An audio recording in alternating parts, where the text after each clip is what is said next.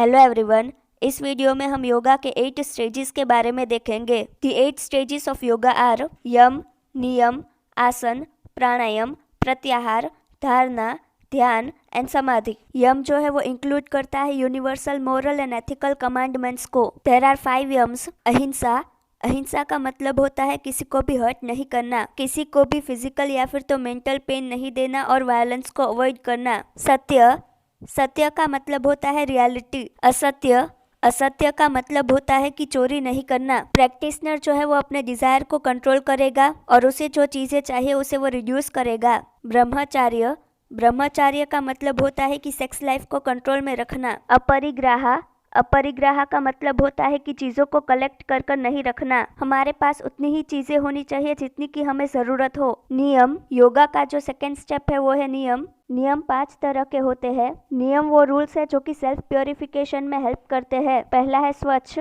Means purity. स्वच्छ का मतलब होता है क्लीनलीनेस या फिर तो प्योरिटी। प्योरिटी जो है वो 2 तरह की होती है, internal and external. External purity में क्लीनिंग हैबिट्स जैसे कि खुद को और अपने आसपास को साफ सुथरा रखना। इंटरनल प्योरिटी का मतलब होता है purification of the mind. Purity के 6 एनिमीज होते हैं जो कि है passion, anger, greed, infatuation, pride and malice. Santosh, santosh का मतलब होता है जो भी चीज़ें हमें मिलती है उसमें खुश रहना और अपने डिजायर को रिड्यूस करना। तप का मतलब होता है अपने आप को एफिशिएंट बनाना। टॉलरेंस का होना एंड डिफिकल्टीज पर जीतना। तप का मतलब केव में जाकर के मेडिटेशन करना नहीं होता। तप का मतलब होता है फिजिकल और मेंटल टॉलरेंस का होना, सेंसेस पर कंट्रोल होना, माइंड पर कंट्रोल होना, हंगर, थर्स्ट, कोल्ड और हॉट से डिस्टर्ब नहीं होना और उसे टॉलरेंस करना और उसके अकॉर्डिंग अडेप्ट हो जाना। स्वाध्याय, स्वाध्याय का मतलब होता है सेल्फ स्टडी। स्क्रिप्चर की स्टडी हम करते हैं अपने आप को एजुकेट करने के लिए, ट्रस्ट और सेल्फ का नॉलेज होने के लिए।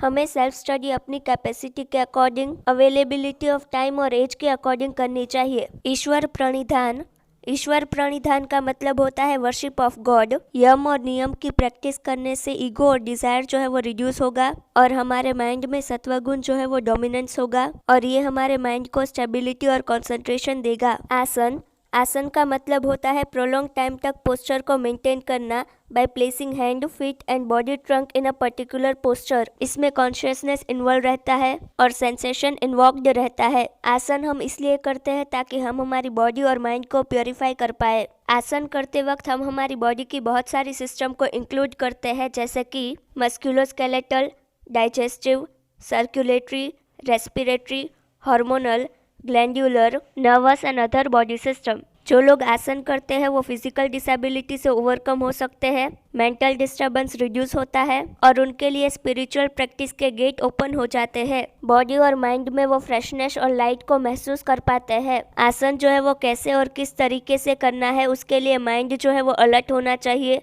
नॉलेज होना चाहिए और ऑनेस्ट होना चाहिए। प्राणायाम, प्राणायाम मेनली फोकस करता है इनहेलेशन, रिटेंशन और एक्सहेलेशन ऑफ द ब्रेथ पर। प्राणायाम में 2 वर्ड्स इन्वॉल्व होते हैं। प्राण का मतलब होता है life force, oxygen and breath. आयन का मतलब होता है to lengthen, to spread, to control and to retain the life force oxygen. Breathing in, breathing out and controlling breathing is the 3 process together known as pranayama. Rechak का मतलब होता है the process of exhaling या फिर तो ब्रीथ आउट करना। पूरक का मतलब होता है द प्रोसेस ऑफ इनहेलिंग या फिर तो ब्रीथ इन करना। कुंभक का मतलब होता है the process of retaining breath. Kumbhak जो है वो 2 तरह के होते हैं, internal kumbhak and external kumbhak. Inhalation करने के बाद ब्रेथ को रिटेन करना, इसको हम इंटरनल कुंभक बोलते हैं। ब्रीथ आउट करने के बाद ब्रीथ इन नहीं करना, इसे हम एक्सटर्नल कुंभक बोलते हैं। एडवांटेजेस, प्राणायाम करने से लंग्स जो है वो फ्लेक्सिबल और स्ट्रॉन्ग हो जाते हैं, बॉडी को सफिशिएंट ऑक्सीजन मिलता है, ब्लड प्योरीफाई हो जाता है और ब्रेन में बहुत ही अच्छा इफेक्ट देखने को मिलता है। प्राणायाम प्रैक्टिस करने से वो स्टिमुलेट करेगा फिजियोलॉजी को, बायोलॉजी को और साइकोलॉजिकल बॉडी को, जिसकी वजह से बॉडी और माइंड का करेक्ट बैलेंस रहेगा। इसकी वजह से कॉन्स्टिपेशन क्योर होगा, इंटेस्टाइन और नर्वस सिस्टम स्ट्रेंथन होंगे। प्राणायाम करने से पहले कुछ गाइडलाइंस है जो कि हमें फॉलो करनी पड़ती है। प्राणायाम जो है वो हमेशा ओपन स्पेस में करना चाहिए जैसे कि garden, terrace and blanket, carpet और मैट पर बैठकर करना चाहिए। प्लेस जहाँ पर हम प्राणायाम कर रहे हैं वो क्लीन और क्वाइट होनी चाहिए और प्राणायाम जो है वो पोल्यूटेड एरिया या फिर तो बैड स्मेल जहाँ पर आ रही है वहाँ पर नहीं करना चाहिए। प्राणायाम जो है वो हैवी मील के बाद नहीं करना चाहिए। प्राणायाम करने से पहले one should go to toilet और बाथिंग भी कर लेना चाहिए। क्लोथ्स जो है वो लाइट और लूज होने चाहिए। प्राणायाम प्रैक्टिस करने के लिए बेस्ट आसन जो है वो पद्मासन है। अगर पद्मासन पॉसिबल नहीं है तो सुखासन और सिद्धासन में भी कर सकते हैं। प्राणायाम की जो पूरी प्रोसीजर है उसके दौरान वेस्ट, बैक और नेक जो है वो इरेक्ट रहना चाहिए। प्रत्याहार, इसका मतलब होता है गैदरिंग टूवर्ड्स। इसमें माइंड रिसीव करेगा सेंसरी इम्पल्सिस को from the outside world and the body and also from extra sensory perception from the self. प्रत्याहार में एक्सट्रोवर्ट सेंसेस जो है वो क्वाइट हो जाते हैं एंड इनवर्ट टर्न हो जाते हैं। इनवर्ट टर्न्ड आईज और ईयर्स से जो प्रत्याहार प्रैक्टिस कर रहा है उसे optical and auditory extra sensory perception जो है वो एक्सपीरियंस हो गए। प्रैक्टिशनर इस सिस्टम को बिलीव करना तब स्टार्ट करेगा जब उसे शॉर्ट एक्सपीरियंसेस हो गए ऑप्टिकल और ऑडिटरी एक्स्ट्रा सेंसरी परसेप्शन के। धारणा, चित्त जिसे हम माइंड, इंटेलिजेंस, कॉन्शियसनेस बोलते हैं, वो कन्फाइंड और लिमिटेड हो जाए to a certain place in the body इस धारणा। जब माइंड जो है वो हार्ट के एक ही पॉइंट पर थिंक करता है या फिर तो कॉन्सेंट्रेट करता है between the two eyebrows on the forehead. ध्यान, जब हम धारणा को लॉन्ग टाइम तक कंटिन्यूसली प्रैक्टिस करते हैं तो वो ध्यान में कन्वर्ट हो जाता है जिसे हम मेडिटेशन भी बोलते हैं। ध्यान में बॉडी की कोई भी मूवमेंट देखने को नहीं मिलती। जब हमारे माइंड में थॉट चल रहे होते हैं उस वक्त हम मेडिटेशन नहीं कर सकते। ये सब्जेक्टिव एक्सपीरियंस होता है और ये इंडिस्क्राइबेबल स्टेट होता है।